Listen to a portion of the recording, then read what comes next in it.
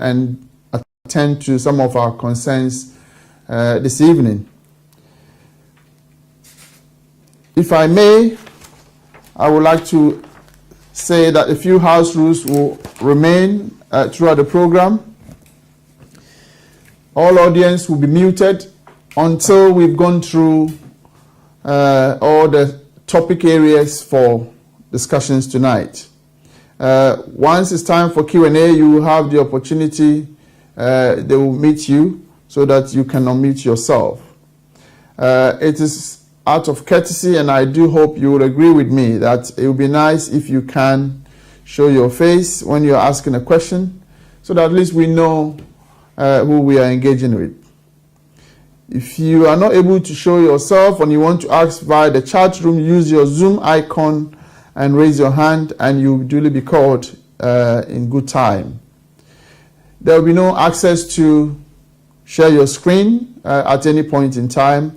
And of course, if you have any questions, we will do our very best to make sure all questions, all who are joining us will have their time to speak.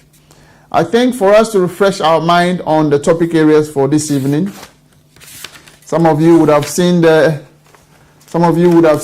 topic areas in the invitations that went around on social media.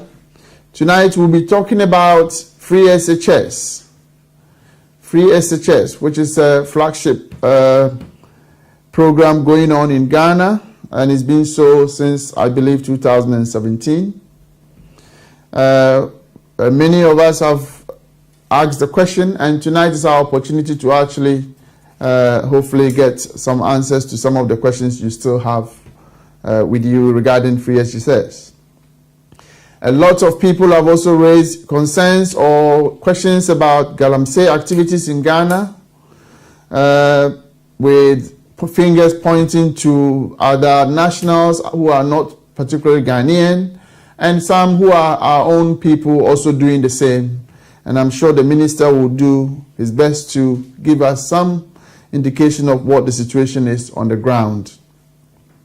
We will also be talking about the excavator burning that some of us have also seen around on social media, where excavators are retrieved from miners and are set ablaze. Some people have wondered why that is the case. So I'm sure the minister in good time will take time and address all these areas. There are, of course, issues around crime.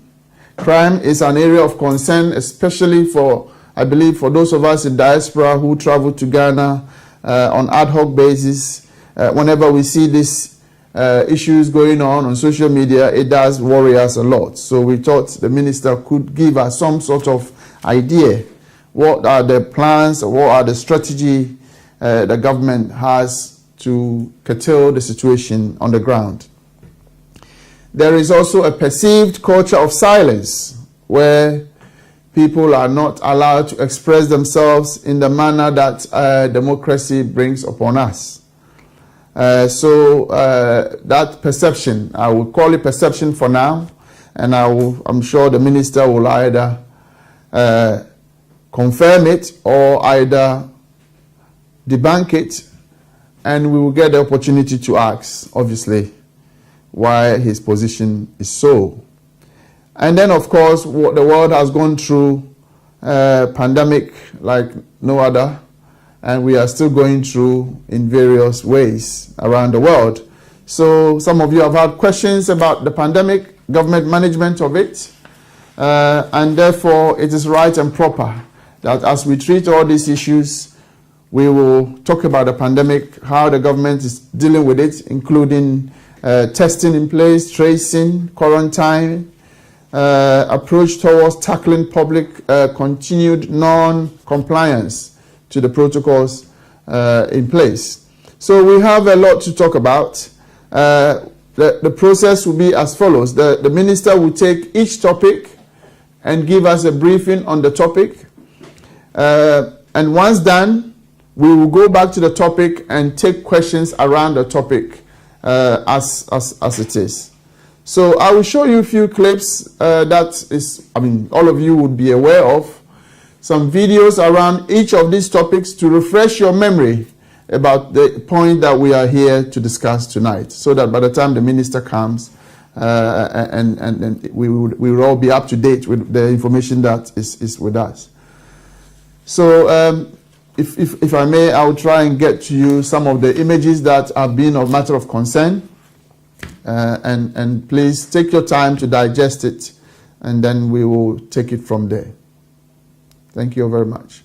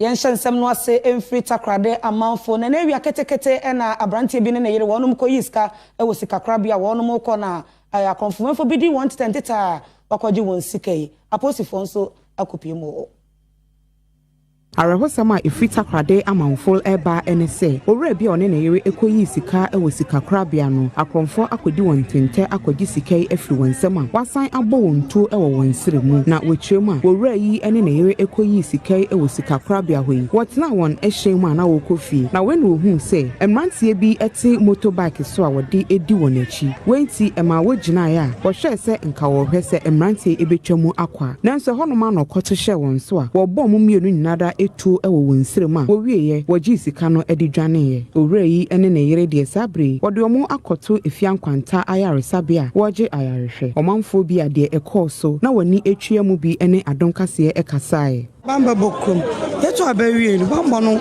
kokko ibi de wi abeketekete wo we shiti bu hawaji ne ya posifo be no na oyi boys no woko ti saban yesan piesane nizi omo bamba ne yakase wedo mo fanda bia de bi place e bia weze area na woda bamba no ko ama fra woda bamba ba be bia na woda bamba no ko ama so be no botu soje fa bia na ofi ahalba minjinda chanam kase wancha wambo popon we gwan aba wa we wure soje fun pa bia wonam wo ba bi na warba opon ti saban de mo bamba ne yakase wo yando yano soje fun e post for sa yenu anu mo fun wo sisi won fa binum won ye djuma no won do so ye kombo yan ma mo da Tianes ana ben be no all blue be sia ban tian fast tampo pa me guy na nam do so de tian definitely na no do a bon kono botumai ti yedu a yeti apo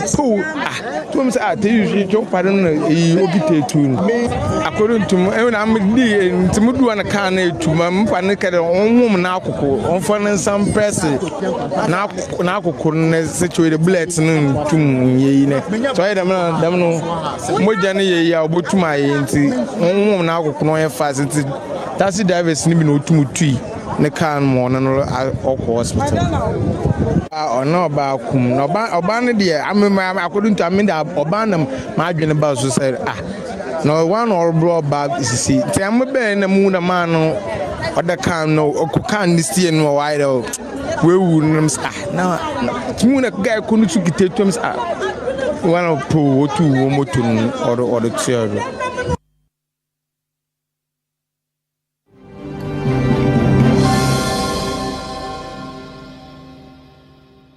Well, welcome to the AM News. Now, a policeman escorting a bullion van was shot in the head and killed Monday afternoon near the timber market here in Accra. According to eyewitnesses, the robbers bolted with their gangs or a gang of the policeman and an unspecified amount of money that was on board the van. A 40-year-old woman, mother of 3, who was hiding in a shop, was also struck by a bullet, killing her instantly. This is the 3rd such daylight attack involving gangs in recent times. Maxwell Akbaba was at the crime scene and reports. We're told that this bullion van here was actually transferring some cash to an unknown destination. Just some minutes when it got to this spot, it was crossed by a taxi driver, we are told.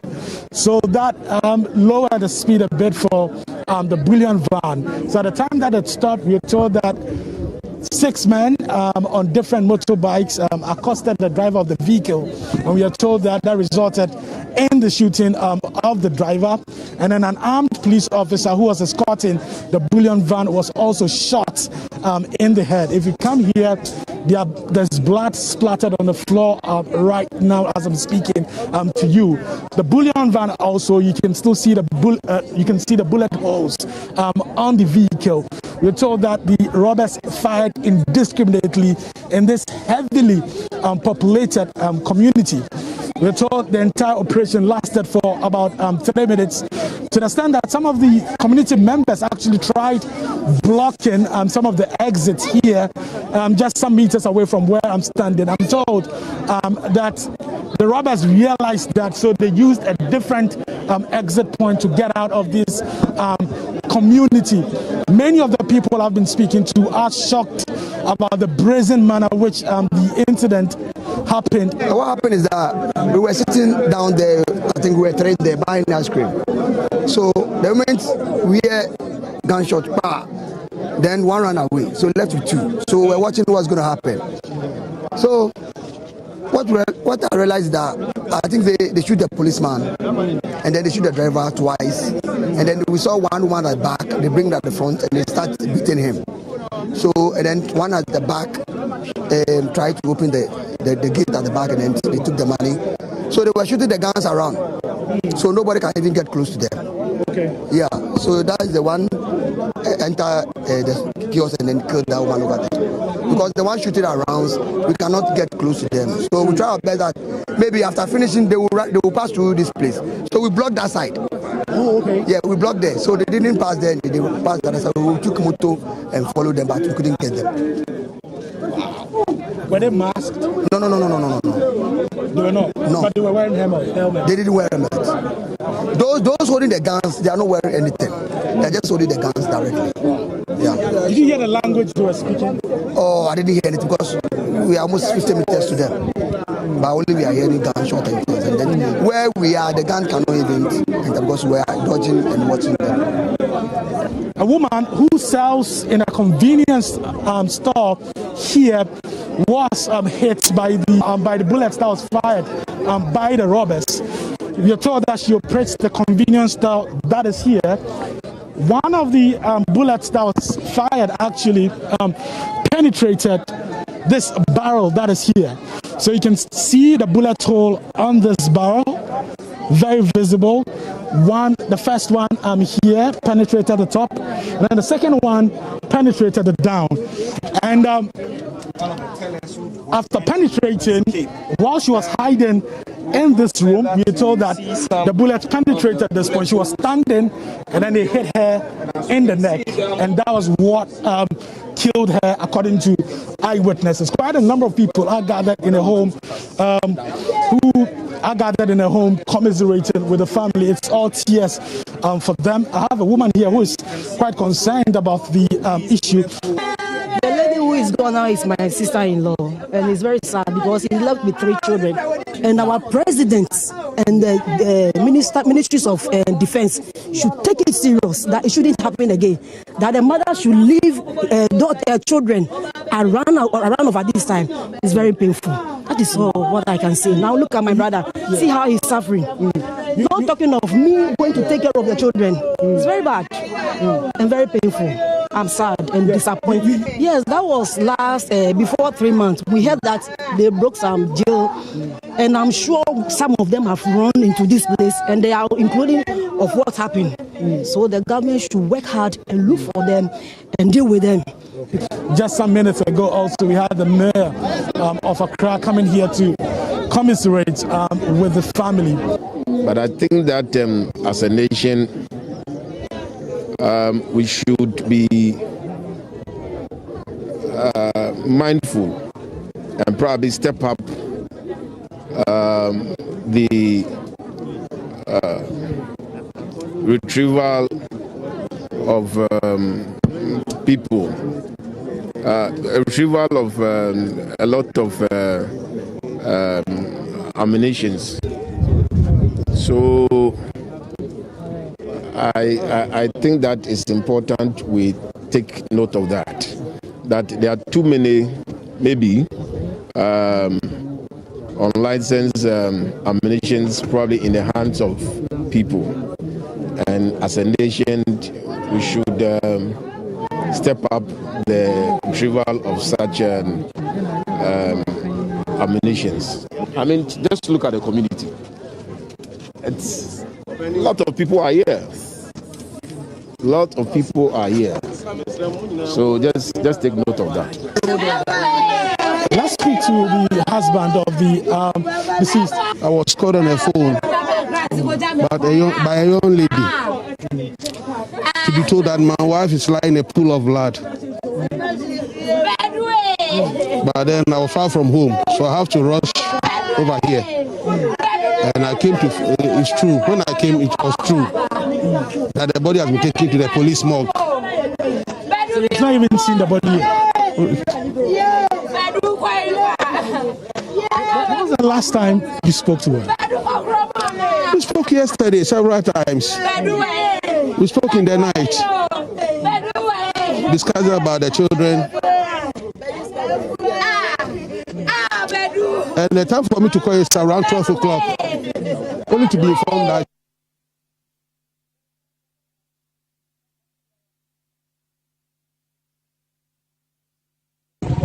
picked up by the police, bundled into 2 police vehicles. Oh, it's a night time. It's a good sign for me.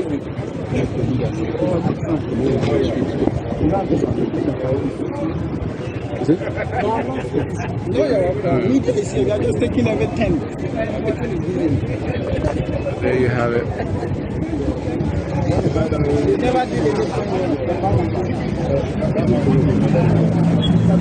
never did anything wrong.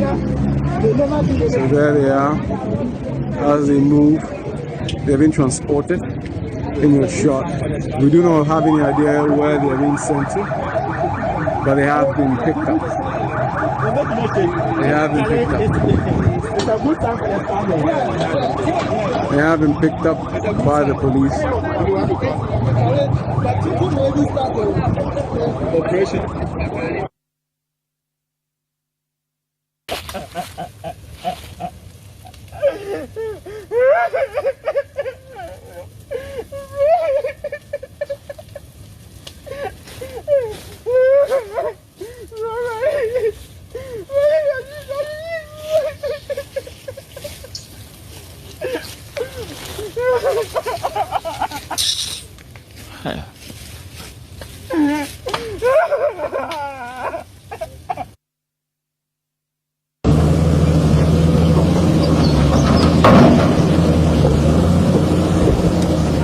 The team stormed the Tabosre forest enclave and caught these Chinese miners by surprise.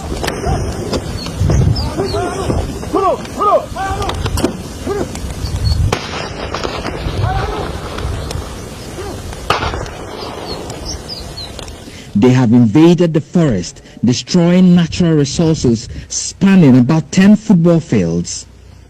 It looks like there is no end to this illegal mining craze. Now, deep within the Tabosre forest enclave, you could see over 10 excavators within this forest, destroying it with impunity.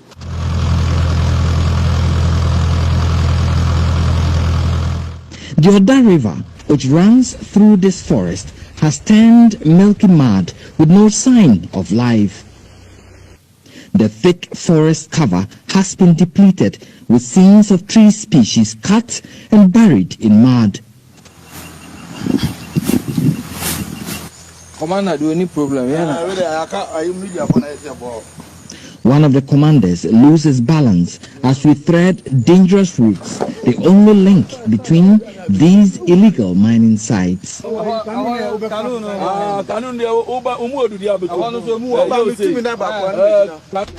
The team lent many of the miners destroying this forest have no permits. So far, nobody has been able to show us any legal documents binding their operations here. One of them is Alhaji Issa Odati, who had physical confrontation with the task force. He claims the concession was awarded to him by the Minerals Commission, but has no documents to prove. Site when create a Mineral Commission. This site was given to us by the Minerals Commission. I'm into small-scale mining. We are not given any documents. Concessions are given to miners. Every month to be 20,000. We pay 20,000 Ghana cedis every month. It's part of the community mining regime. At this site, where we found close to 12 excavators, the supervisor, Wan Umar, said they were mining with permission from some powerful people. Hello, Director. Later, a man who identified himself as Charles Owusu, a relative of the late Sir John, claimed ownership of the illegal mining site, begging the team to leave the site. But the task force removed all the excavators and transported them across the Oda River.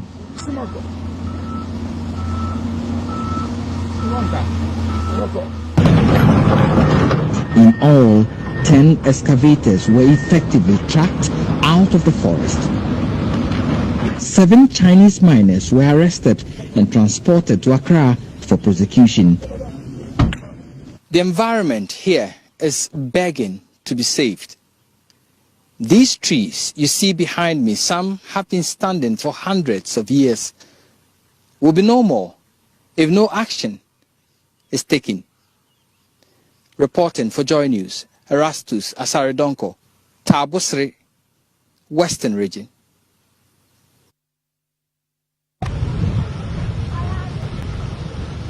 The Bultre River runs through the Ahanta West municipality as well as the Mpoho and the Wasa East district in the Western region. The river is the major source of water for residents of Ewusejo, Freti, Otopo, and other communities close by. Residents say the water was clean and clear before the river was taken over by Galamsey activities. Base 5 years now quite important suma, the two de Oquensina, or then soon. Yeah, one name will soon, Okonsumo, the Damanampo or Dambuban, and that is Sunai, Vivasa, and two Numusuno. Women and children in this community use the river water for all their domestic work. Despite the pollution from mining and washing in the river, residents drink this water without any treatment.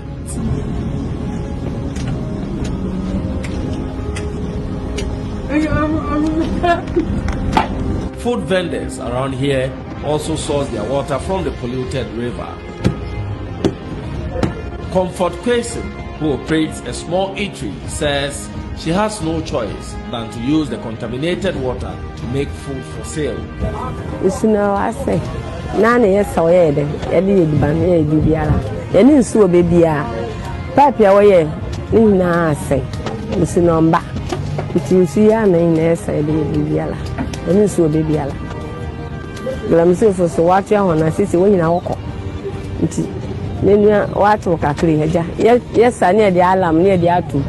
23-year-old Innocent Mochian is unemployed and lives with experience here. He complains about side effects whenever he uses the water from the Bultre River for bathing. He adds that he cannot afford to buy water. Because one thing, it may be and now, so na sisi aso ejuma ni Ghana ha de me ka de kumu Ghana na ejuma ni ya ejuma sam widen. Residents here are pleading with authorities to clamp down Galamsey activities soon in order to save their source of water, the Butre River. The Galamsey people have polluted the water. Because of that, you can't use it to cook and bath. Sometimes when you bath and our self is engineers, so we want the Galamsey people to stop doing that so that you can use it to cook and bath. Henry Kwesi Beru, Metro News, in Usejo.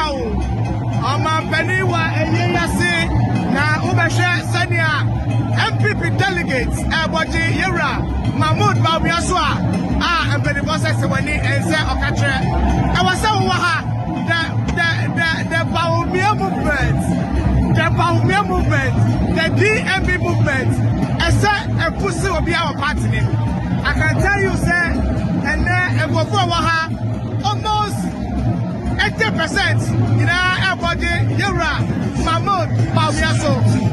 This movement, I beg you can't stop it. You can't stop it. The movement is strong, the movement is tight. In fact, Baumiatin is MPP for actually Yura, Baumia, or the Baba. How much another Baba? Come on.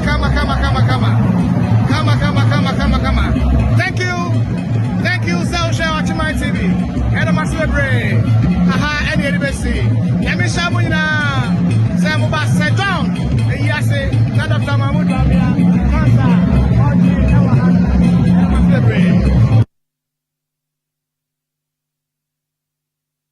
There's no society in the world where there's no crime. Even in the US, in the UK, Sweden, and all those countries where I would say they more or less have everything, they still have crime. The only place that doesn't have crime is heaven, and we are not in heaven. So if any so-called security analysis says that we are not on top of our game, that's why this is not happening. I mean, he doesn't know what he's talking about.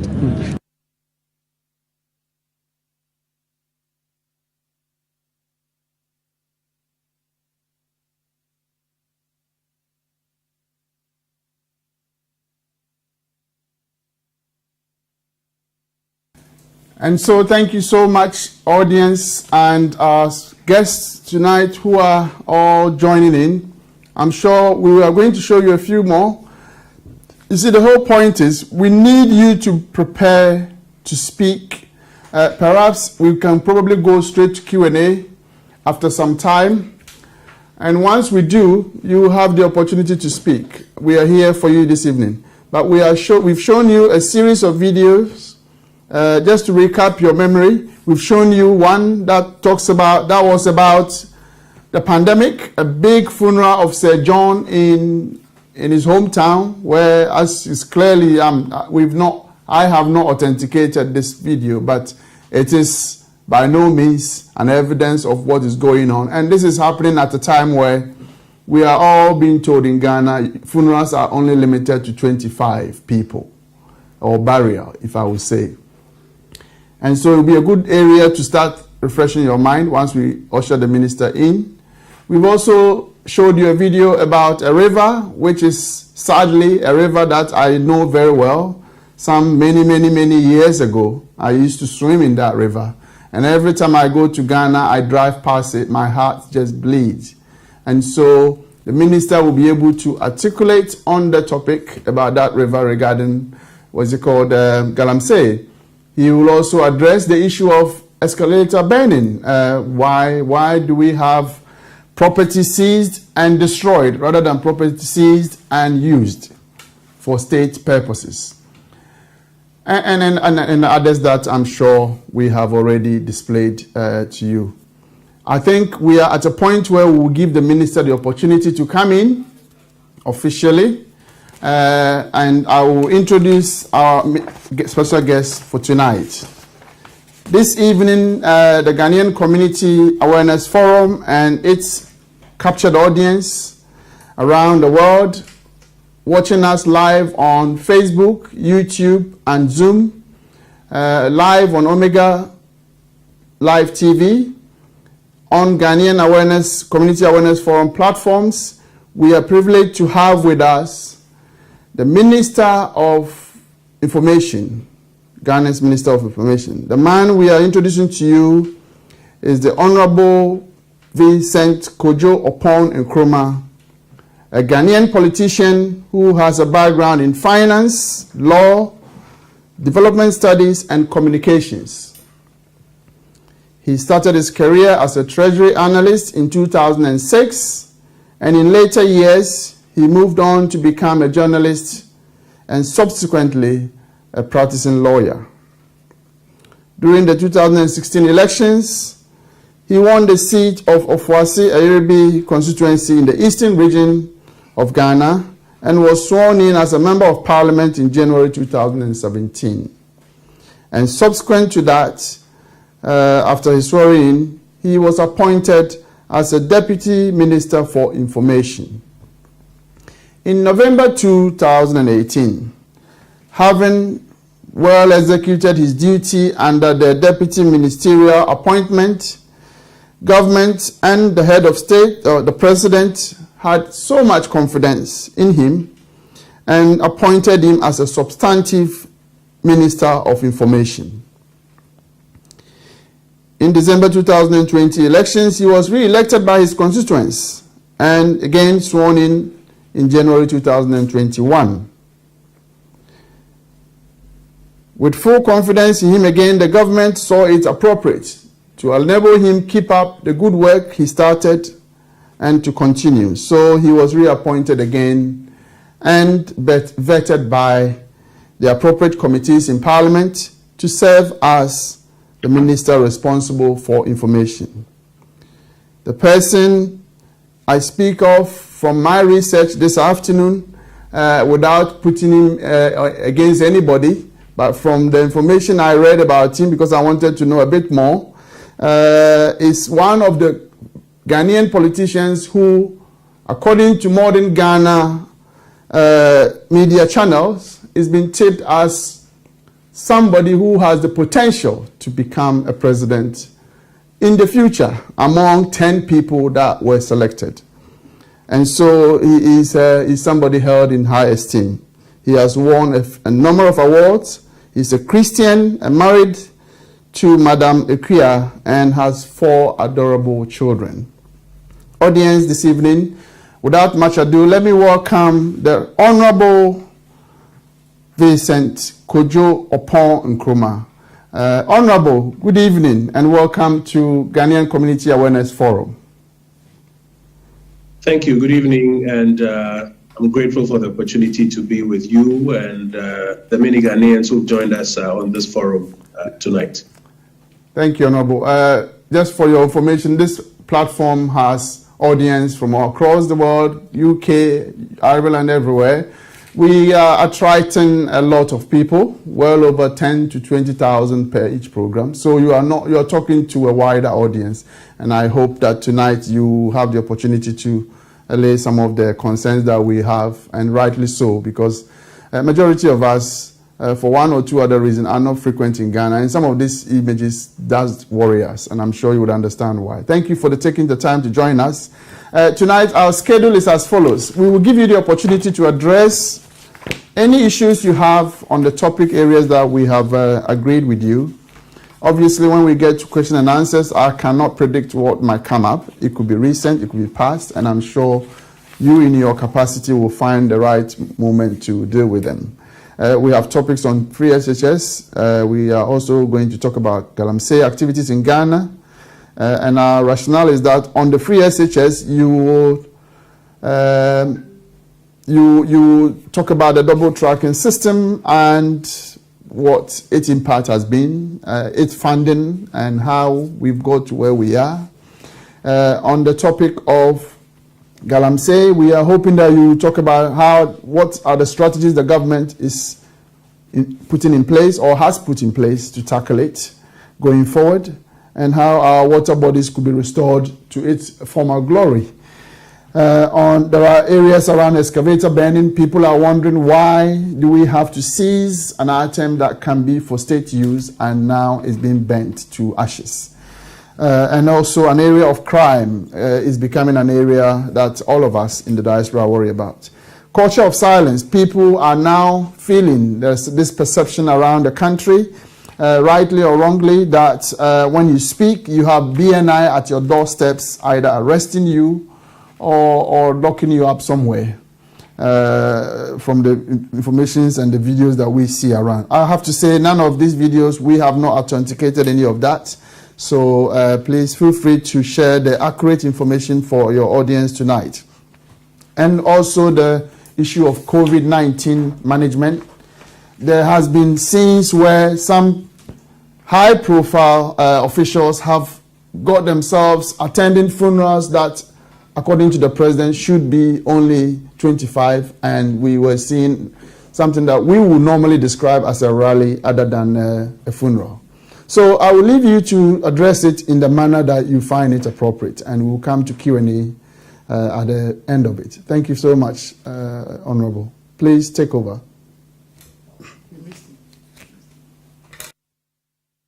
Yes, thank you very much once again for the opportunity to be with you. Let me start by putting a little caveat in our conversation. I'm speaking to you from the Jubilee House, from the ground floor of the Jubilee House. And I'm speaking to you from this place because the president has called an emergency COVID meeting, which will start probably in the next about 20 minutes. Indeed, it was supposed to start a bit earlier, but I'm told that in the next about 20 minutes, it may start. So we have only about 20 minutes to make as much of our conversation as we can. And I'm coming right from my constituency where I was earlier today, and from where I was hoping we'll have this call this evening until I was called to rush back to Accra for the COVID meeting. As you do know, the Delta variant is in Ghana. Our case count is around 3,600 plus. And we are preparing, possibly the president will have to address the country. So that's why we've been called here for this emergency meeting. So I'll make my remarks very quick and then we can take as many questions as possible. The Akufo-Addo administration is in the second term of its mandate. And so far, central government has been formed. In the next few days, we're expecting that the local governments will also be kicking into steam with the announcement of the MMDCs as nominated by His Excellency the President. But the second term starts off on a very difficult note for us, primarily because of what COVID has done to our economy and our ability to deliver on various items. You will recall, as I think the Americans put it, that it's all about the economy in the end, because that is what becomes a key and opens up development, quality of life, etc. President Akufo-Addo started off from 2017, lifting Ghana's economy up, average of about 7% growth, 2017, 2018, 2019. And then in 2021, COVID hit us. We came down to as low as 0.9%. This year is aimed at recovering the Ghanaian economy. Recovery is already rebounding at about 3.1% of GDP for the first quarter. The composite index of economic activity, which is a measure of economic activity that signals how growth is coming up, tells us that quarter two will be equally good. The IMF is predicting that we'll end the year at about 4.7. And you'll recall that 4.7 is even way higher than what we inherited at the end of 2016. So even the recovery from 0.9, if it happens this year at 4.7, will be a remarkable one. But in the end, we have to let the economy get back on steam, and we need to find resources which we don't have currently to fund our flagship programs and the development agenda of Ghana. The COVID situation has caused our revenues to literally dwindle very much, has led to a lot of borrowing. It is predicted that debt to GDP ratio will be about 83% by the end of this year, which is way, way, way too high. And this is even as we're trying to bring the deficit down without shocking the economy too much. So we are in a difficult space as a country, as are many other economies, I'm sure, in Europe where you are. But the government is committed and is resolute and aimed at helping us recover. And we've been calling on all Ghanaians to help us to do so. The Free Senior High School program, no doubt, has been a success, but it has had challenges. Challenges include the then unavailability of residential facilities in many places, leading to overcrowding of students. And so what the administration did in the last 2 years, and is still wrapping up this year, is to invest heavily in dormitory blocks so that the congestion can be eased up a little bit. Galamsey continues to be a challenge. We have fought a good fight, made some gains. Indeed, the gains cost us a lot of votes in a lot of the, may I say, the mining areas. But we also suffered some losses because as community mining was introduced and as people were allowed to go back with the expectation that having trained them and now policing them, we find that a lot of illegal and irresponsible mining has been going on. And it's been going on primarily led by Ghanaians, including chiefs, politicians, ordinary citizens, youth. We have been our worst enemy, and we have invited the Chinese to join us in raping our motherland. The government has been strong on that with Operation Halt 2, focusing on water bodies for now, water bodies, and has been clearing up all of these water bodies, hundreds of Shamfire machines destroyed. And as part of that, if an excavator is found in a water body or 100 meters away from a water body, it is demobilized. The soldiers resort to burning because it is caught in the act of illegality, and therefore it is not even confiscated, let alone now be treated as though it was a confiscated asset. It is destroyed on site as a deterrent to the persons who are involved in using the excavator in the water body or around the water body. As you will know, there are many other countries that actually employ such methods. If I'm correct, it will be Indonesia also, that is dealing with illegal fishing by burning the trawlers and the boats that are being used for illegal fishing. They are not bringing the trawlers and the boats to land ostensibly to use for other purposes. You need to send a very strong signal that you're serious about it. And so we're not the only country that is destroying assets being used in illegality. On the crime and security front, the statistics suggest that armed robbery and crimes have gone down, but the level of violence, even with the lower numbers, in some cases have gone up. And that is why you've seen, for example, the shooting of an on-duty police officer who was, guarding a bullion, and then some other heinous crimes. So though the numbers have gone down, the level of violence in some cases has gone up. It's also come at a time when we have suffered a number of unwarranted conduct from some of our security officers, including what happened in Wa, and immediate action was taken and these persons have been sanctioned.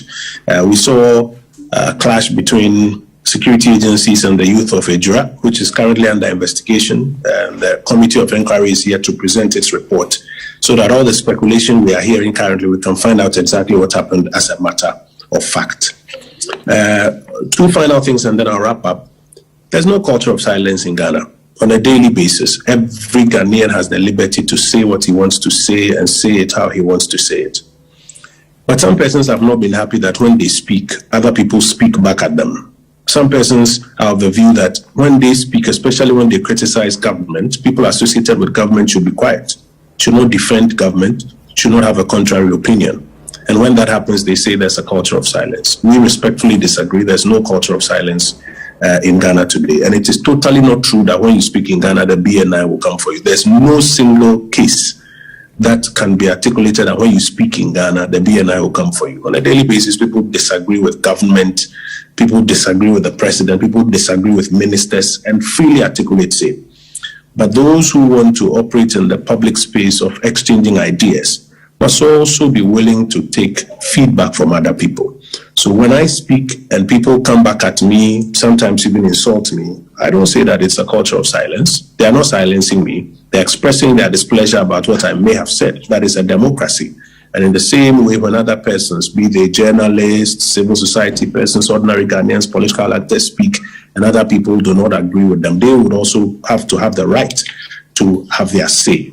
What we will not countenance will be violence or attacks against people just because they have expressed their thoughts. And the law enforcement agencies are encouraged at any point in time that happens to do their job.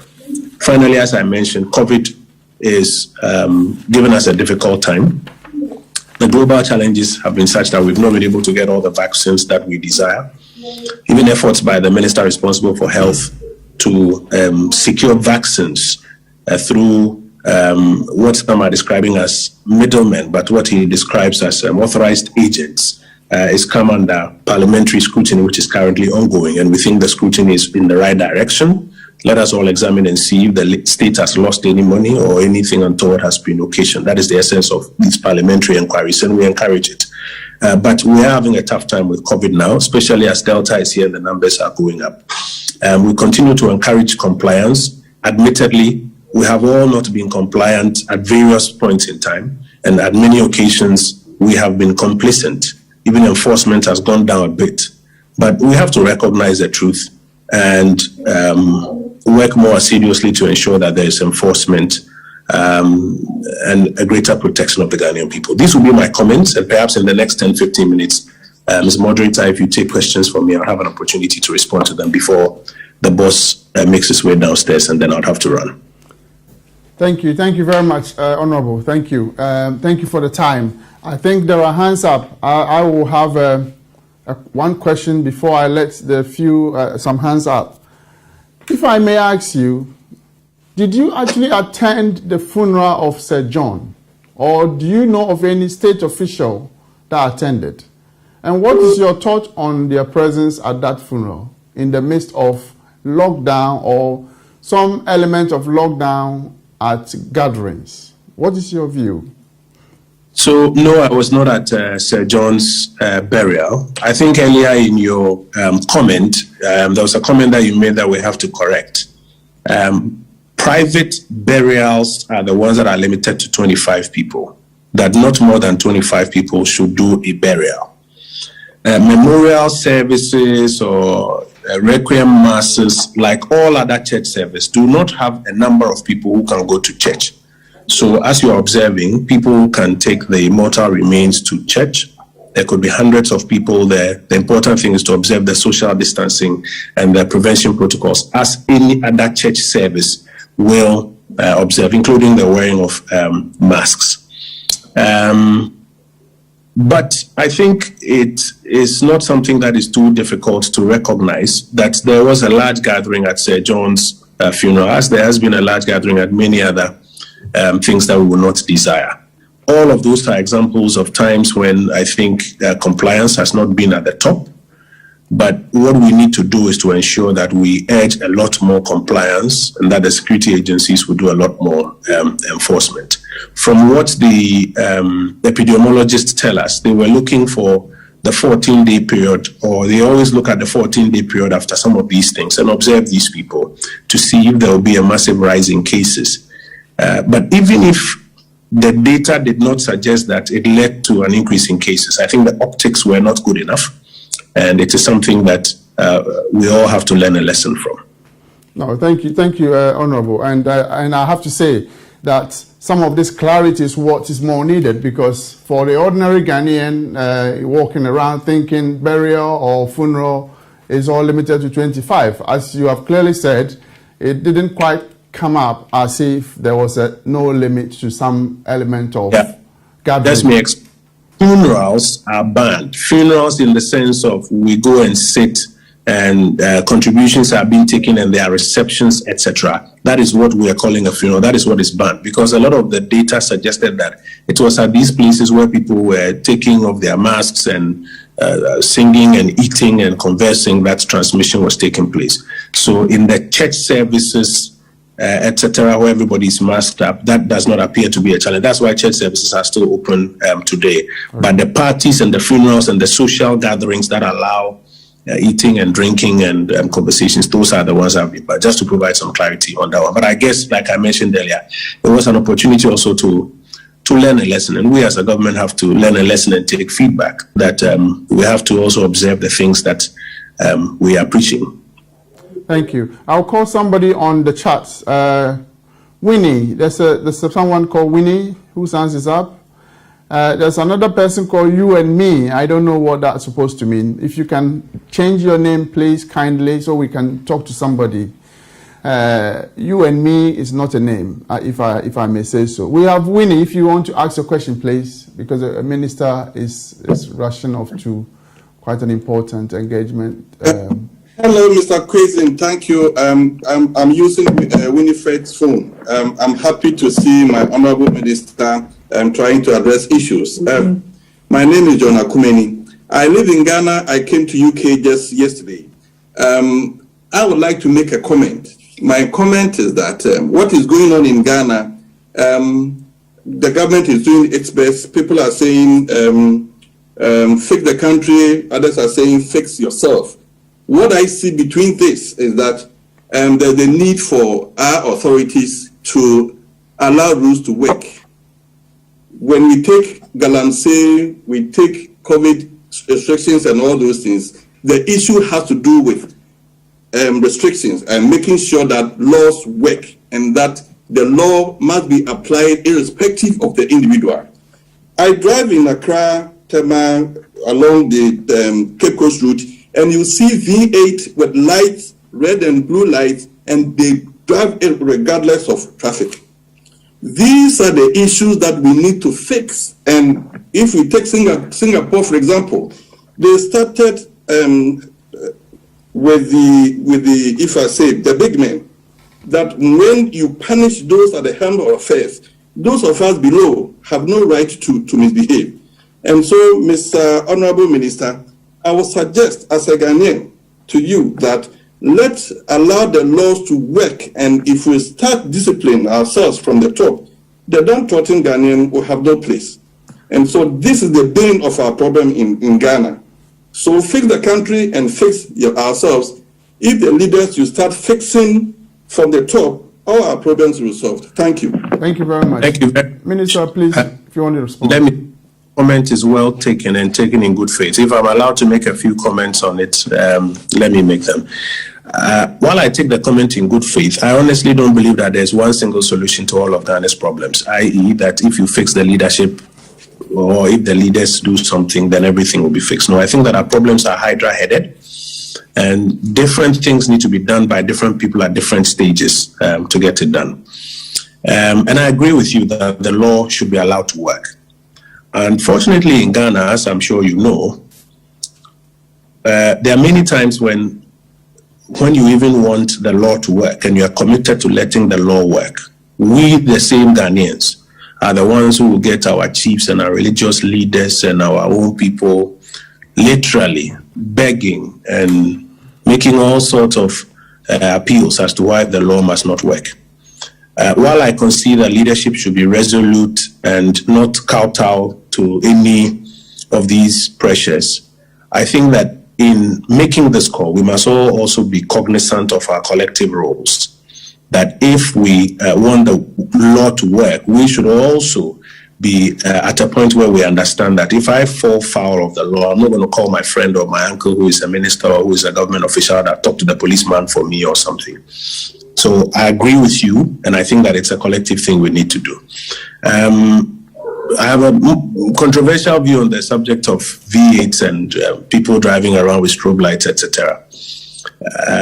I think it's a nuisance on our streets, and it's a nuisance because everybody or so many people are pretending and purporting to have the mandate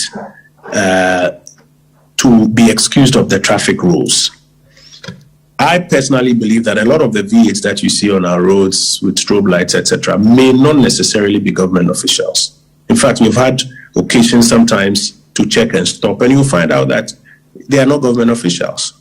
Big pastor, big businessman, and you'll find police people escorting them or, fixing all sort of strobe lights to their vehicles. And in Ghana, somebody sees a, big V8 driving by and does not want to stop. A policeman will not want to stop and even find out who it is. Also because of the same big man syndrome, that some people are above the law. On the government side, I'm sure you have seen the clear instruction that has been given that there are only a few government officials who are allowed to use dispatch riders. And dispatch riders will be a police officer with a police bike escorting and clearing the way. Part of the reason for which I'm late to come and see you today is because I'm having to rush from my constituency to come and see you today, and I'm not allowed to use a dispatch rider or strobe lights. But if we get to that point where we are, like you said earlier, enforcing the law, ensuring that nobody is bending the rules, then you can comfortably say that at least ministers of state, because of the up and down, rushing and dealing with so many things, should be afforded a dispatch rider. In that case, you probably have only 30 people across the country or 46 people across the country who are using a dispatch. And that may not be as much of a nuisance as it is today, where you see, vehicles going up and down and you can't even determine. So those may be my controversial comments on that one. Please forgive me if I offended you with it, but they are my honest thoughts and I thought I should share them. Thank you. Can I call Abba Asma? Thank you, Honorable. Can I call Abba Asma, please? Abba Asma. Our minister is running out of time. So we have to go straight to the point and brief, please. Hi, Minister. I just wanted to find out, in the Western region where my mom lives, the vaccine program was very scatty, and therefore she couldn't have her vaccine. She is 73 at the moment and has got a lot of underlying conditions. And when I speak to my colleagues who are nurses in Takrady, for example, a lot of the vaccinations information didn't get to a lot of people. Therefore, they are being disadvantaged and disenfranchised in that aspect. So I just want to know how the poor are being vaccinated, whereby they are the same people living in this cluster of a lot of people in different in one area. For example, the Zongos and the overpopulated areas. They will be the people who are driving the data variants, for example. So how is it that we're going to get the vaccinations to these poor people rather than concentrating mainly in Accra, where a lot of people are, there are a lot of poor people, but a lot of rich people and people in the upper class have had 2 vaccines where the poor people haven't had any. So that's my question. Thank you. Thank you very much, Abba. Quickly, let me respond. Our vaccine deployment strategy in the midst of the shortage of vaccines is not wealth-based. Neither is it class-based. So it is not about whether you are rich or poor. It's about where you live and your propensity to be part of what we call the at-risk population. The virus is endemic in Accra and Kumasi. In fact, today, part of the data we are seeing, about 3,600 cases, is endemic in Accra and Kumasi. And to break the chain, one of the things you need to do is to shore up vaccination in Accra and Kumasi so that people who are most at risk in Accra and Kumasi are reduced in terms of their risk profile. That is the reason for which there was a concentration in Accra and Kumasi, not because of wealth. In fact, in Accra and Kumasi, if you followed the data on the persons for it, was age, mostly people with underlying conditions, healthcare workers, frontline workers, etc. So it is not about wealth or about class. It's about your geographic location and its proximity to the epicenter of the pandemic that we are dealing with currently. Now, in terms of vaccine information, all the information has been made available. It's online. We hold regular briefings at the Ministry of Information. The Ghana Health Service has made documents available. The truth, Abba, is that a lot of our people would rather not even do basic research on anything online. He's rather waiting in a WhatsApp group for somebody to send something, and then he's forwarding it, asking, is it true? Is it true? I've not heard anything. All of the fake news that is flying about and people are believing is because a lot of people don't simply want to check anything for themselves. So particularly for health workers, I can tell you as a matter of fact that all the information has been made available to health workers online, through the Ministry of Information, through pamphlets, etc. All it takes is for somebody to just Google it, and they'll find all the information there. I will beg of you to encourage your health colleagues to just also do the last mile for us. Government can do a lot, but government can't do everything for you. There's a part of it where you also have to just Google it, and you'll see that all that information is already being provided online. So please do share that information with them. It will be on the Ghana Health Service web pages as well, and then the Ministry of Information pages as well. Abba, thank you very much. Okay, thank you so much, Mr. Minister. There's a chat room question which I want to ask before I go to the next person on that. He said one of the most important initiatives by this government was the National Identity Project because data is critical for public management. After the project, there is no clear indication of how the data is being used to improve leadership and people in Ghana. Can the minister kindly explain how the data collected by NIA is at present and in the future going to be useful for us as a nation? Secondly, what is the state of agriculture and industrialization? One district, one factory of the country. So a bit of clarification as to how data collected through the NIA exercise. But in fact, just a couple of weeks ago, we had a whole press briefing with the NHI, with the National Identification Authority to answer this question on what the data has been used for. So again, it will come to me as a surprise, that there are still questions about that. The National Identification data currently is doing at least three things. One, it is a repository in itself of ID and biometric ID. So today, when we need to match your biometrics to that database to check anything, that database is available. And so whether it's for police referencing or all other checks that require certain biometric matching, we're able to do that. But also specifically, the national ID is now being matched to the national health insurance card. You dial star 929 star hash, I think. We've spent a lot of time doing public education on how you can connect your national ID card to your NHIA card and also for renewal purposes. I may have missed the number, star 929, I think it's star hash. Again, I'll encourage colleagues, if you just Google matching national ID with NHIA Ghana, all of that data will pop up. It's also been matched with your SNIT data. And now, even though initially very few people were on the SNIT database and were only identified by their SNIT numbers, it is now being matched, I think from the beginning of this month, now being matched or merged with your SNIT data. So over a period, SNIT will no longer be giving you SNIT numbers, and national ID numbers will suffice for social security.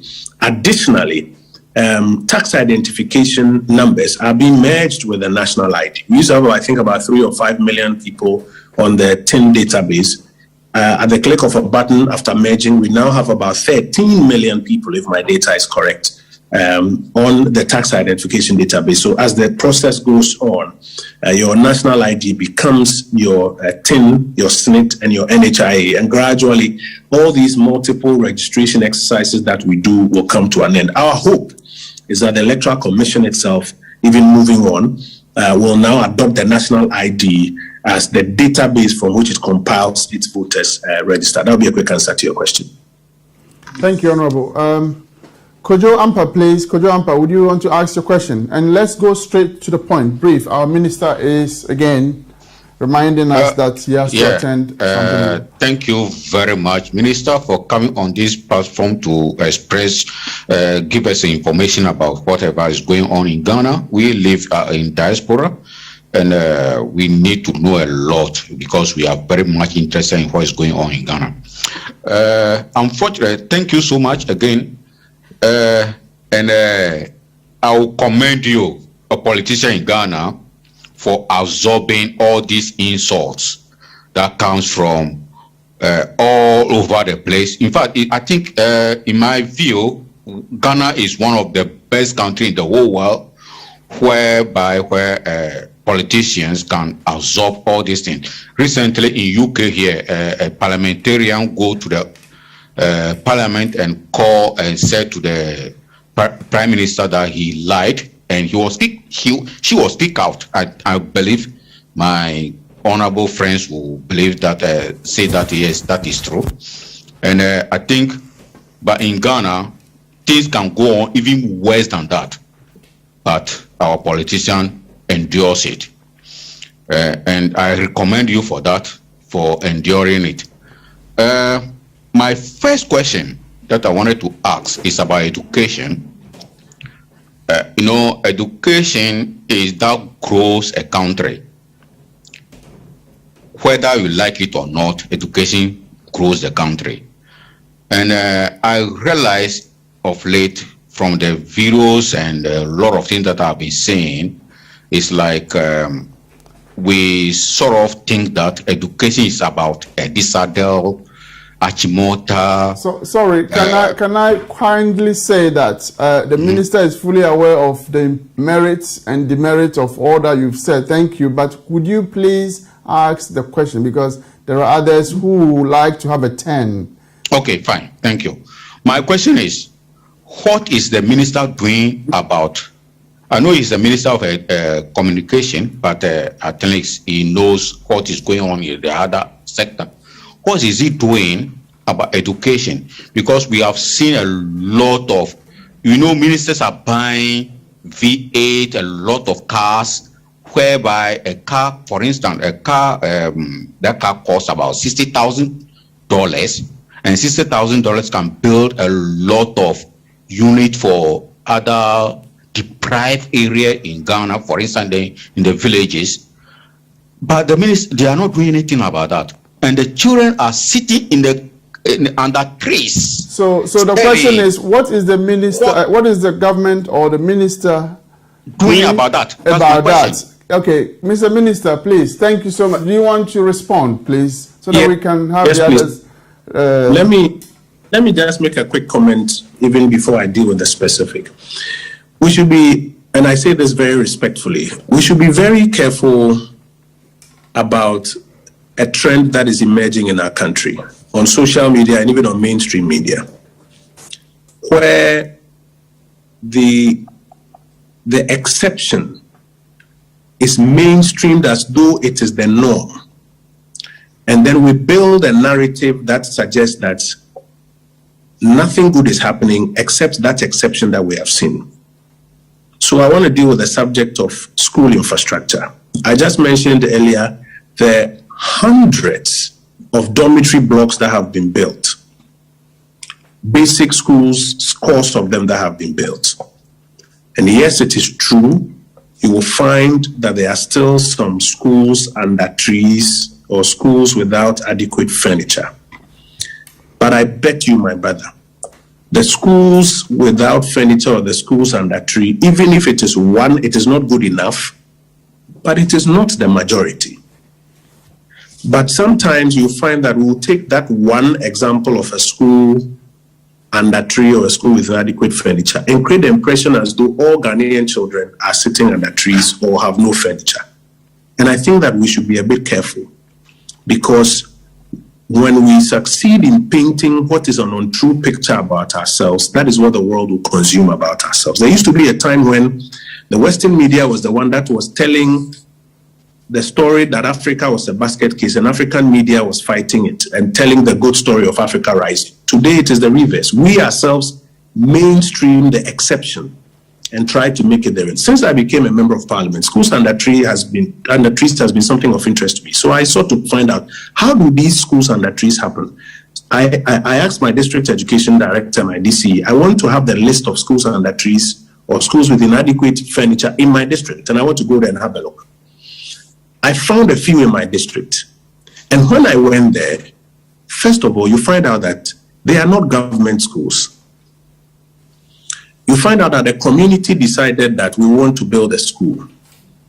and they may not have the resources and the infrastructure to build a school. And perhaps in the government rollout of schools program, they may not have reached that community yet.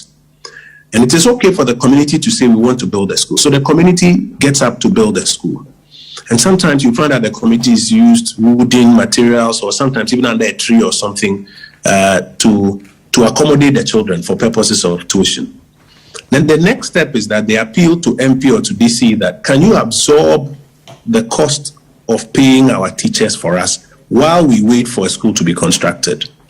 And in the bid for government to reach out, because if you've not reached there to build a school and they've done something and they say absorb them, the least you can do is work to have them absorbed. So sometimes you make a step and then they are absorbed. And then while we are now trying to get a school out there, the impression is created that this is a government school and that tree and the government doesn't care about it. And I think that when you see that video, somebody takes a video of a building and say, look, this is a school and a tree. Nobody cares about these children. I think it will help if we also have a deeper understanding of what is transpiring in that particular place. Because no DC will go and put children under a tree that they should study. No DC will construct a wooden shack for children that they should go and study there.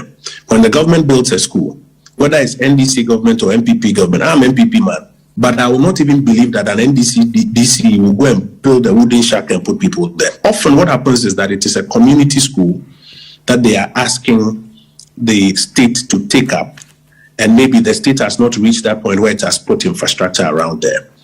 So there's a lot of work ongoing.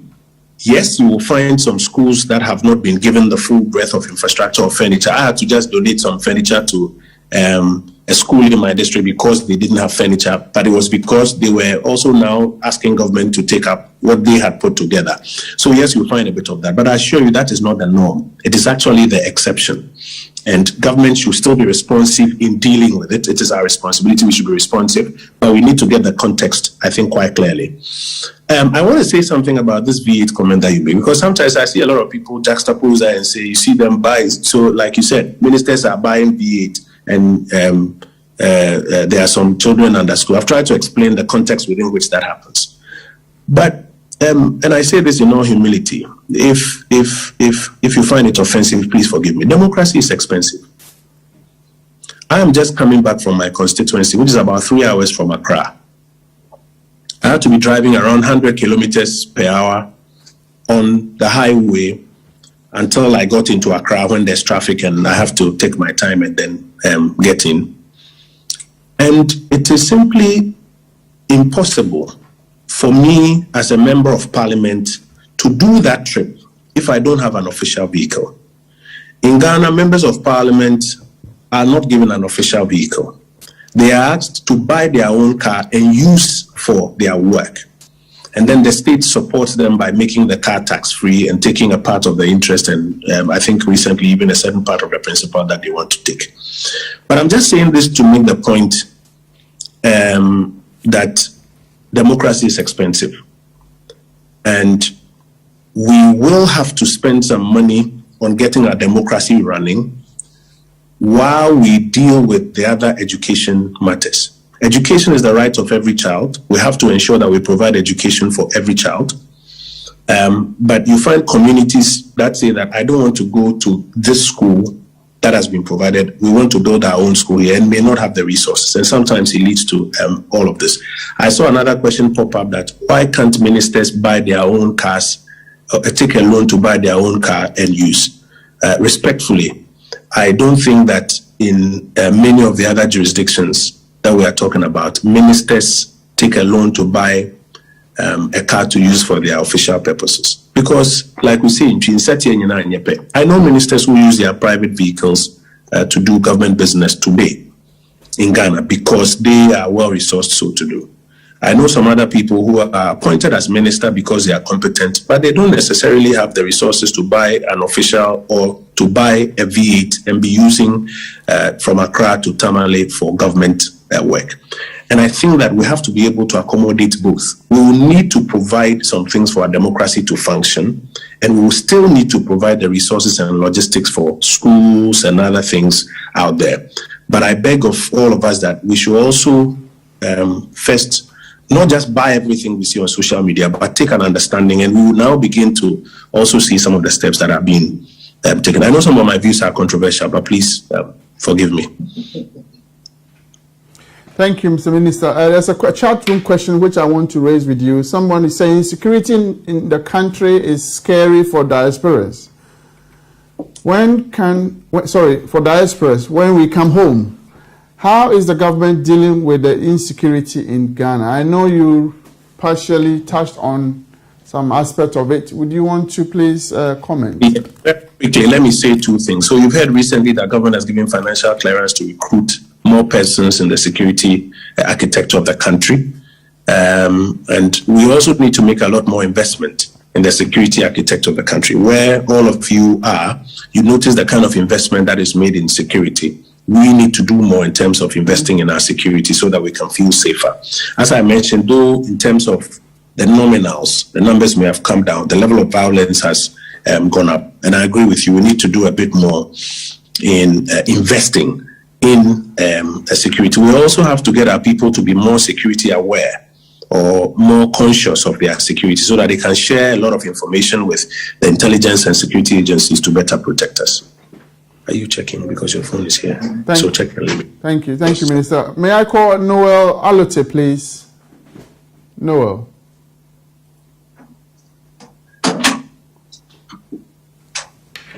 Is Noel still with us? Please. Yeah, I'm with you. Yes. So, please, can we be straight to the point, straight to the questions, please? Yeah, definitely.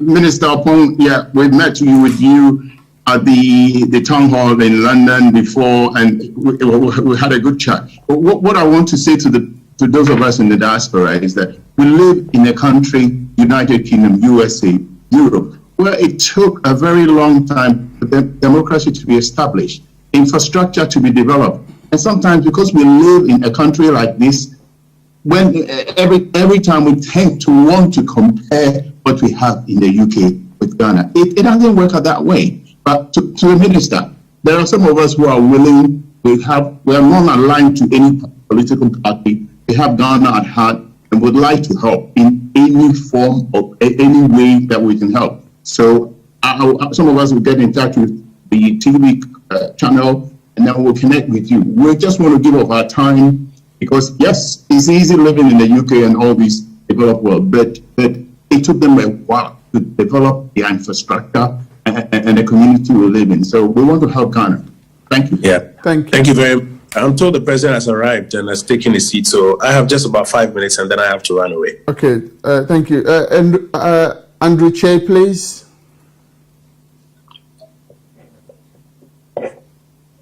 Can I ask if there are any plans at all to roll out the Ghana card to cover those of us in the diaspora? I do not know of any immediate plans to that effect. Thank you very much, Mr. Minister. Ohima Faye, are you with us still? We've got a few minutes. Ohima. Yes. Hello, Sir Grayson and Honourable Kojo Oppong Nkrumah. Thank you for the opportunity. I'm Ohima Faye, a Law LLB graduate.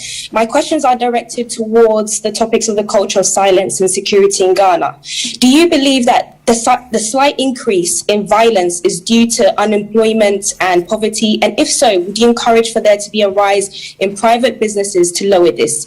Secondly, do you believe the Ghanaian youth raise good points but deliver them in a disrespectful way, which contributes to the culture of feeling silence? Thank you.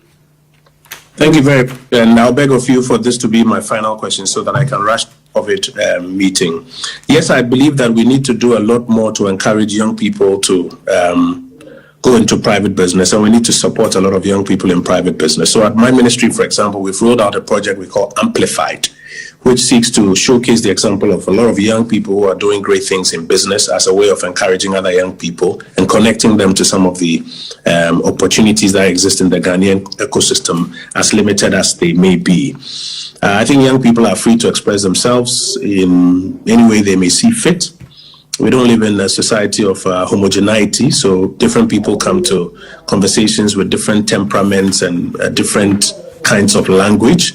But I think that all of us who preach in support of democracy must be willing to accommodate that democracy also means that people will be insulting and people will be irreverent and some will be very couth and disciplined in their language. It comes in all shades and forms, and we should be able to accommodate it all on board.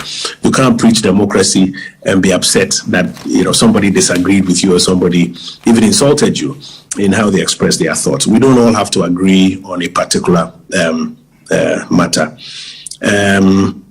I saw a question on the platform that says, can the Honourable Minister tell us how he used to commute to his constituency before he became a member of Parliament? Yes, I used to commute to my constituency in my private vehicle, which was also a V8.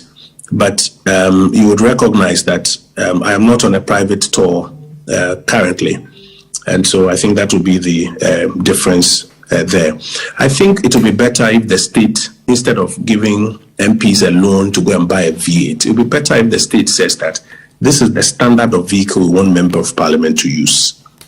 And therefore, we are providing one to each office. And we decide, is it a pickup? If it's a pickup, well and good. We provide that one to every member of Parliament, that every member of Parliament gets a pickup for your tour to your constituency and back. Then you don't go and ask the state to give you a loan to go and buy a V8. It's not going to be an $80,000 V8 with all of the things that come with it. But even a pickup will be more than somebody's annual pay. So somebody along the value chain will also complain that that is also expensive. But the principle would have been that the state has taken the decision, has capped everybody and has said, and then if somebody has his private V8 that he wants to use, that becomes a different matter. Two final things I want to, with your indulgence, mention before I go. For all of you in the diaspora who enjoy the environment in which we live and the country in which we live and the responsiveness of government to the various things around you, you also recognize that the level of taxes that are taken from you by the state are very high. Here in Ghana, one of the conversations governments always run away from is the domestic revenue mobilization conversation. And I honestly think that while we demand and encourage government to do more, which is the right thing to do, we also should have a conversation about how we are funding the delivery of all of our services. And included in the funding is the need for government to be also efficient in how it utilizes the resources that it mobilizes. It is fair to raise the question of what we are demanding from government. And that question should also be mixed with the question of what we are all doing and contributing to the public purse to deliver and how efficiently is being used. One alone doesn't solve it. All these three things, in my view, respectfully needs to come in. And then the final thing that respectfully I want to draw your attention to is fake news and false narratives. I'm sure you see it where you are. One of the opportunity costs of a democratized environment and a liberal media environment is that anybody sitting in his living room can sometimes cook up a story, put it on social media and share it around. I saw one a few weeks ago that I had said that the first lady was going to be paid $21,000 and the second lady was going to be paid, I think, $19,000. It was a total fabrication. I had never said anything. But people made memes out of it, circulated it on social media. Many people actually believed it. I saw one yesterday of the health minister where somebody says that he says he won't resign, blah, blah, blah. It's a total fabrication, never happened. But why is it succeeding? It's succeeding because many of us have also accepted that when we see something on social media, with the greatest of respect, we believe it. We don't go the next mile that let me go online and check the respectable websites in this country to find out if it is true. Some website must have reported it. And indeed, even if some website has reported it, I want to read the story myself and see if I'll find a quotation in there. What did the person actually say? I think it's one of the things that we should open our eyes to. If not, all of us will be fed a lot of stories that may be exaggerated, twisted, or untrue. And where we have to come together to do something for Ghana, we will not be able to do it. I want to thank you for the opportunity to be with you this evening. And unfortunately, I have to run to the COVID task force meeting. Thank you, Mr. Minister, for your time. I know you had challenges getting to us. We would have loved to have extra 30 minutes with you, but nevertheless, thank you. I know the meeting you're going is very important. Can I just say that you are somebody that does a lot of briefing for Ghana, and it will be something that we will be happy if you can at least, if I throw this invitation to you, once a quarter, make yourself available. Because we, the diaspora too, have a need to know what is going on. And you being here today have exposed so many things that we take for what it is. So I will be very pleased if you can, once a quarter, help us to understand things. Thank you very much, and we wish you well with your next meeting. Thank you so much. Thank you. And so, my audience, thank you for being here. It's all time too soon that our minister has to attend a meeting, a very important meeting about COVID management and other things, which I'm sure all of you would like that to happen. Our next program will take place on the 6th of August, and it will be about a town hall meeting with Ghana High Commission. We have the Councillor Minister responsible for welfare and the Councillor Minister responsible for immigration and passport. For many of you who have issues with passports, in terms of passport, visa, questions about dual nationality, next 2 weeks, Friday, same time at 7 p.m., same place, Community Awareness Forum, we will be talking about these issues. So please tell somebody to join us. We thank you for your time. It is unfortunate that we have to end it half an hour earlier than anticipated, but for a good cause. And I hope that you have enjoyed being with us. Thank you, and have a very good evening. We will see you again in 2 weeks' time. And thanks to the technical team for such a sterling job. Thank you very much. Rewards. Get a cool £10 reward. Enjoy some fabulous rewards or more from the UK. Get a cool £10.